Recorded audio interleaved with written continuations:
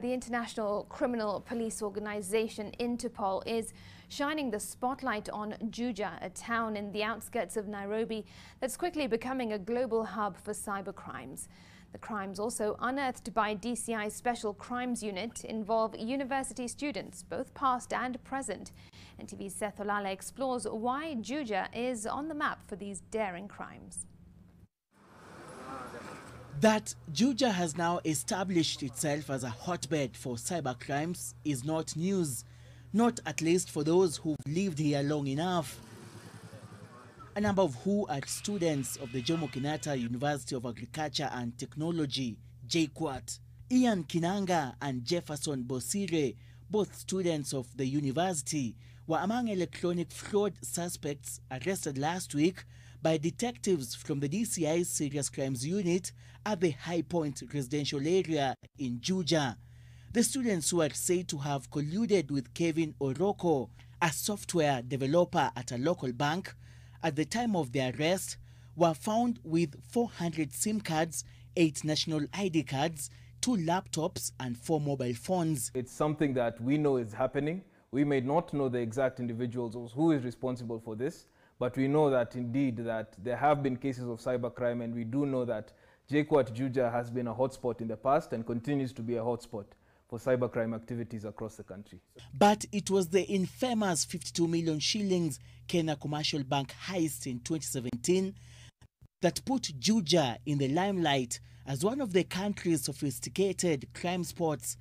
Out of the 52 million which was robbed from KCB through a tunnel in Thika Town and without a single bullet being fired, 17.1 million was discovered in Juja, hidden in a house rented by a woman. It is also reported that the 3 individuals behind the heist were university graduates.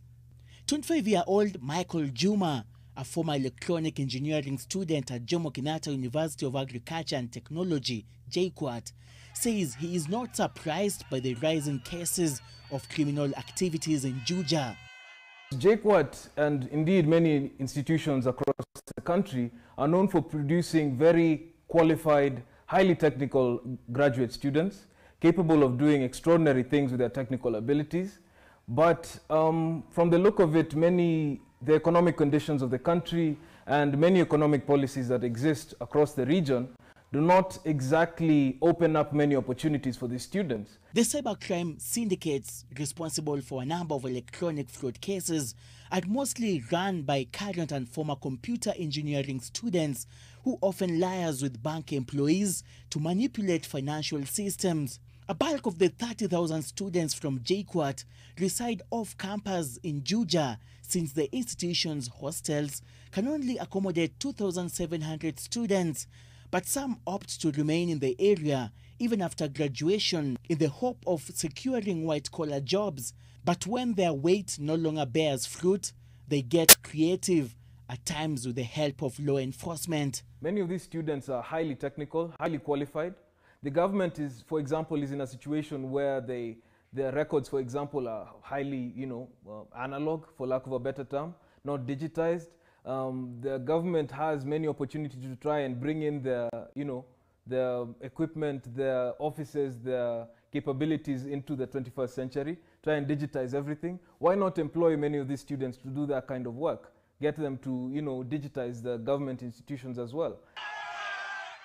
Apart from cybercrime, there have also been a number of violent crimes.